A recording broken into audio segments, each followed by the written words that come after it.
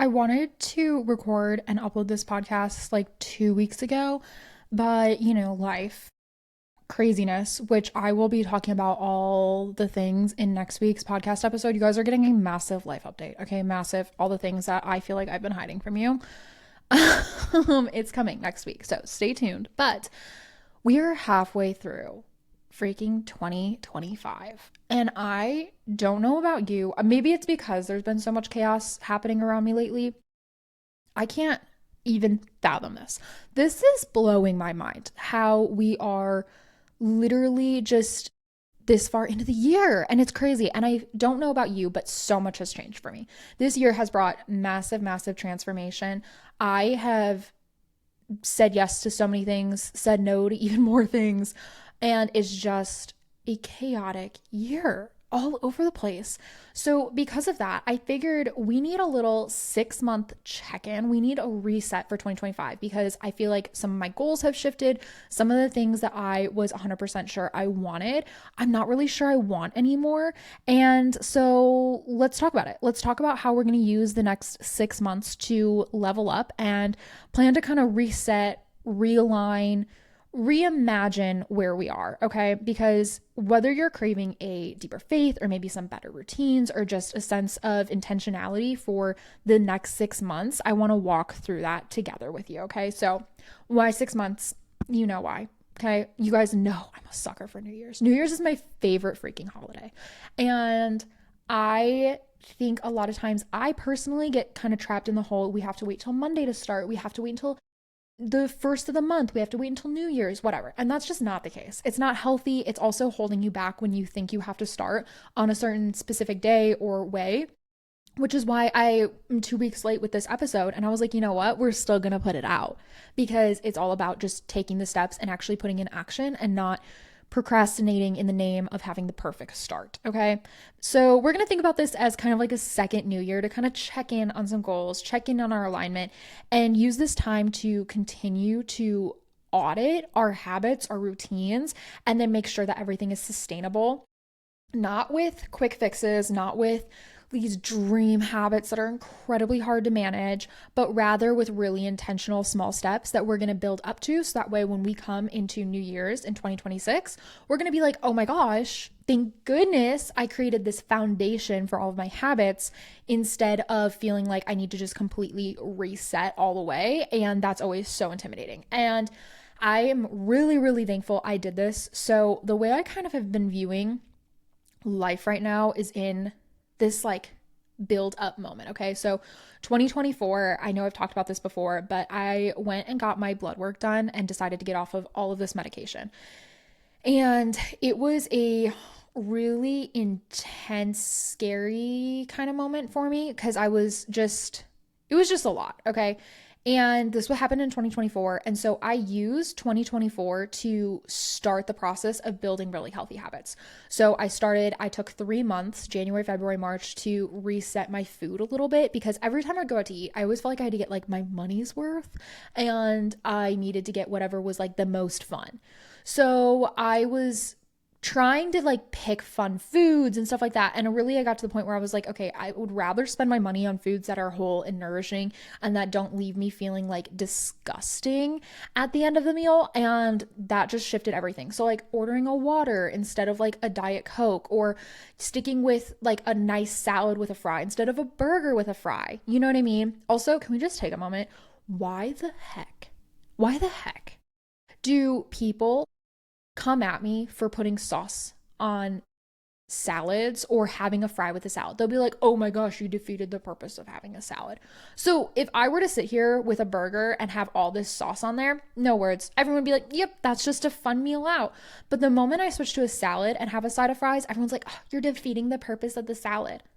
I'm sorry, it's still healthier than if I sat down with something else. Like, guys, it's my biggest freaking pet peeve.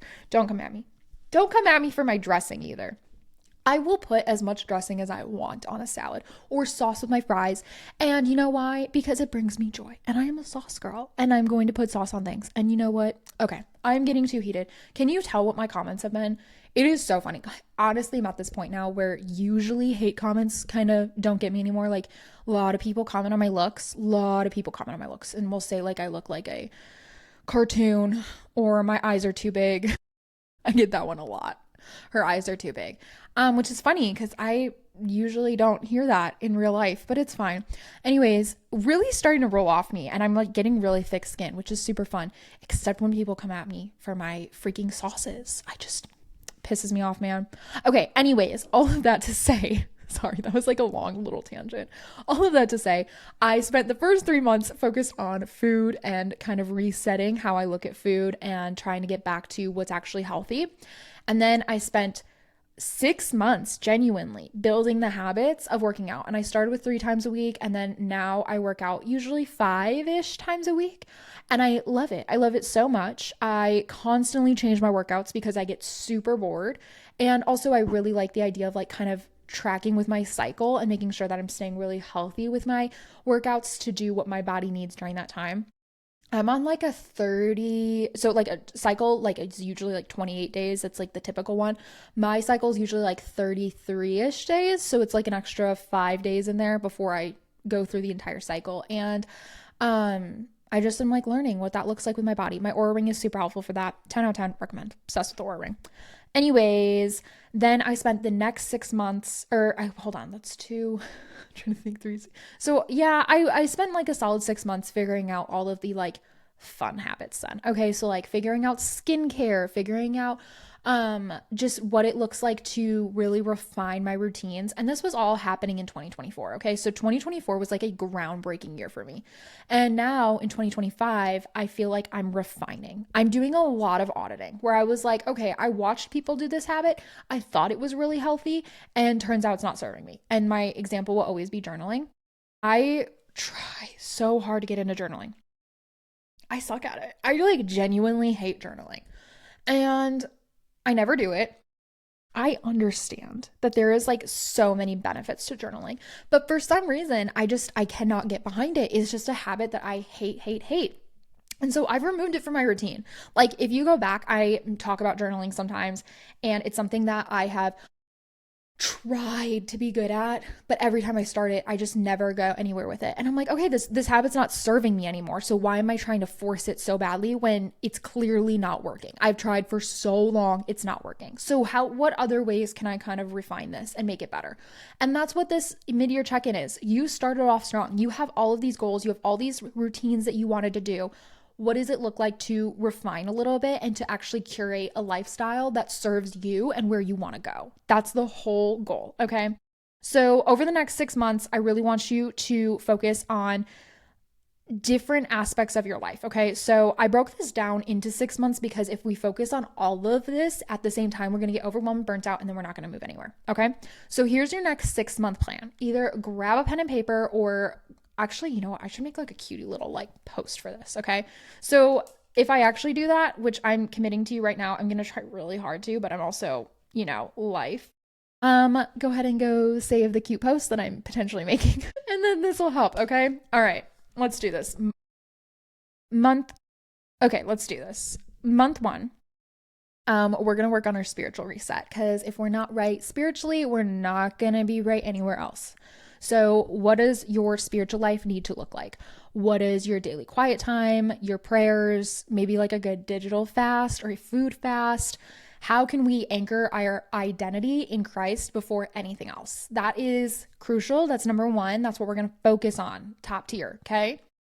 That is month 1. And I really want you to sit with that. I really want you to focus on what does it look like to be focused on my spiritual life for this month. This entire month, I'm going to be auditing, curating, and creating sustainable habits. So what time are you doing your Bible study? How are you going about your prayer life? If you're looking for a good book, you guys know I'm a sucker for the book Praying Like Monks, Living Like Fools. Such a good book to kind of restart your prayer life if you feel like it's been lagging a little bit. You guys also know I love Daily Grace Bible studies. I think my code is still active. Ooh, we should check on that. But if it is, it's Belle, and you can get 10% off at Daily Grace. And that's just super helpful because that's really good resources if you feel like you're not really sure where to start in the Bible and like your kind of Bible reading plans. Super, super helpful. Highly suggest it. What does it look like for you to incorporate the disciplines of fasting and celebration and just silence and solitude and all some of these other spiritual disciplines that are out there? Okay, look them up, figure out how to incorporate them. You're going to spend a month focused on that. All right, so that's what we're focusing on in July. Now in August, I want you guys to focus on the physical side of things. Okay, so we're gonna audit what we're eating. What are our meals consisting of? Are you guys sticking with an 80-20 meal plan? Are you focused on eating consistently whole foods, or are you more leaning into fast foods? What does your movement routine look like? How often are you strength training? How often are you walking? Are you hitting your step count every single day? What's your step count goal? Are you hitting it? Do you have a step count goal? You probably should, because guess what? It's really, really healthy. A body in motion stays in motion. My mom used to tell that to me all the time, and it did not hit until later in life that the more active you are, the more mobile you are, all of that, the longer you're going to stay active and mobile. Very important, okay? How much are you drinking? Water and alcohol. It's just how it is. Told Matt, this is so funny. I told Matt that I have become sober curious. So Matt is completely sober. Like, he does not drink at all. He has had maybe one sip of champagne and 2 beers in his entire life. Alcohol is not for him. And I always kind of thought that was lame. But now that I just know there's so much sugar in a lot of the drinks that I do like, and there's also just so many poisons and toxins in alcohol, it does nothing good for you. Like, there's some people out there that are like, wine, you should drink wine. I'm not opposed to a glass of wine every once in a while. I hear people, but also I feel like there's just way too many toxins in the drinks that I usually would go for, like a martini or something. So I've decided I'm sober curious. I literally made this decision, and then I think like the weekend after, I went out and had a cocktail with friends. But well, it's not that serious, okay? But I will say now I do drink maybe twice a year, just like if for fun with friends and family, 1 or 2 drinks, and it's super chill. But I really want to like focus on like if there is alcohol, not necessarily being like, yes, I need to be drinking right now, just because everyone else is in the room. So like, what does it look like for me to find healthier alternatives? And then how much water am I consuming in addition to that? That's really, really important. You guys know I'm huge advocate for drinking as much water as possible. Get a cute water bottle and just chug away. Okay. Next, September. We're on September, right? Yep, we're on September. Okay. Now we're going to focus on your morning, night routine and your Sabbath routine. Okay. So these are the 3 areas. How can you optimize your morning? How can you optimize your evening? And then what does your Sabbath look like? Morning routines are very important to me. I am a little all over the place. Usually I wake up, right now I'm like a 7 a.m. person. I know that I need to get better. I want to be closer to that 6 a.m. mark, but I've been just kind of cruising on like all sorts of tasks that need to happen later. Matt's been out of town too. And when Matt's out of town, I like turn on documentaries and we'll be up until like midnight working on projects, just watching my documentary, and they'll be like, oh shoot, it's midnight, I need to go to bed. So it's a little off right now, and that means that I just need to focus on this. So I'm optimizing my night routine and my morning routine. And then Sabbath, so Sabbath is a day of rest every single week, and it is so important. I can't even tell you, like, the way my body and my mind feels when I skip a Sabbath is exhausted, and it just feels so much more refreshed. So one, what does your actual Sabbath look like? I practice the 24-hour Sabbath, so I will usually start Friday night at dinner, and then Saturday night at dinner, I'll be done with the Sabbath. And so getting food that I don't have to cook Friday night. Saturday usually consists of a super long walk, a coffee shop, maybe some pickleball, a good long workout, something that's just like kind of like moving my body, a little bit of a Bible study, just kind of chilling, watching a movie, taking a nap, and then that night I'm ready to kind of reset and restart. So what does your Sabbath look like? And that's just super important. And then replace all the chaos with a little bit of peace, okay? Bring peace to your routines, because clarity is kindness. Now, month 4, which is October, we are going to work on our relationships, because it is a huge, huge part of your life is the people you're surrounded with, your community. So we need to evaluate friendships. Oh, and that just sounds cold. But genuinely, who are people that you want to be closer with? Who are people that you need to be leaning into because they bring you lots of joy or they encourage you or you can do that for them? And how can you deepen the community? And then also, what does it look like for your partner or family? Because sometimes we get so caught up in our businesses or our school or our careers or whatever we're working on that we forget that we actually have to prioritize the people around us. Like we just do. So maybe it looks like going in your calendar and filling out some birthdays that maybe weren't in there already, so that way you don't miss birthdays again.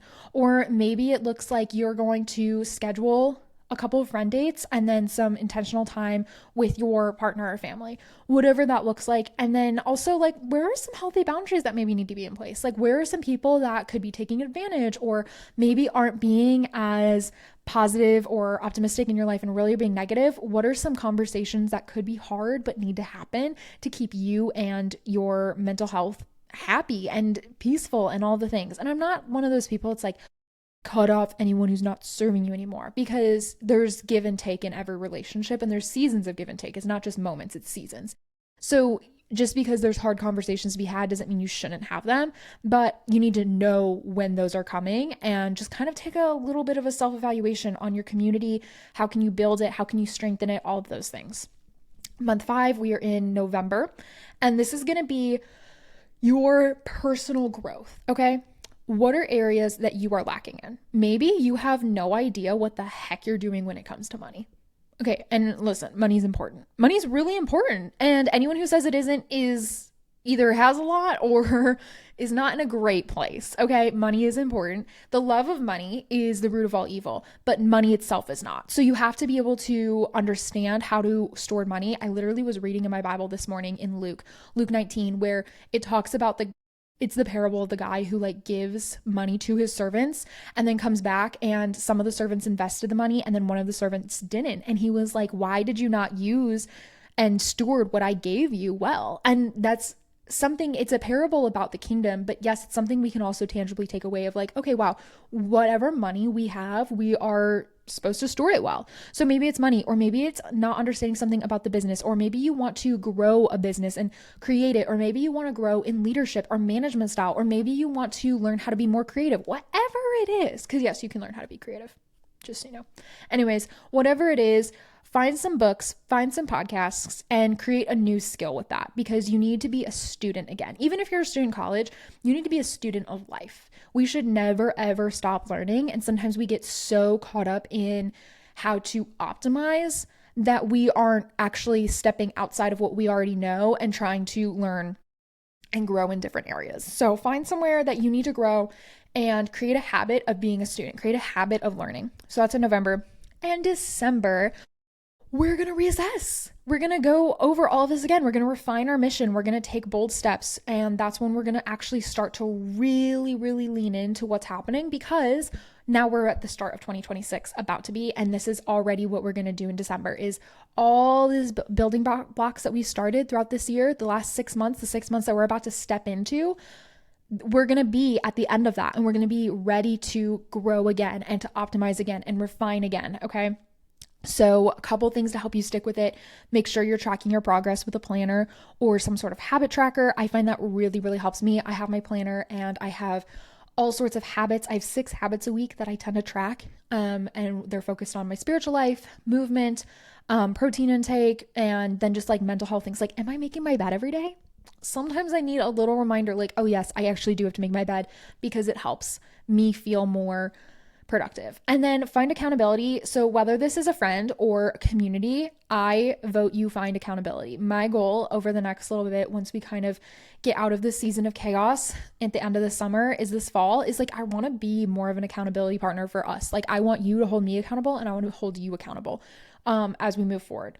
And then I really, really encourage you to pray over each month and to invite God into this process, because that's going to be what sustains you. That's going to ultimately be what goes past just this moment of inspiration, this moment of motivation, is it's going to push you past, if you have the foundation of God, just honestly like lifting you up and allowing you to excel at this. Okay. So remember, leveling up does not mean that we are striving for perfection, but it does mean that we are intentionally growing in grace and purpose and joy. And God is not in a rush. So you don't have to be either. I had a friend say that I will never move as slow as God, but I also never move as fast as God, because when it is time for something, things tend to fall into place quickly. And so if you're ready for this whole like 6-month plan, I hope that this helped you, and I hope that this encouraged you, because we are close to the end of 2025, which is crazy. So let's finish with excellence. Okay. Love ya.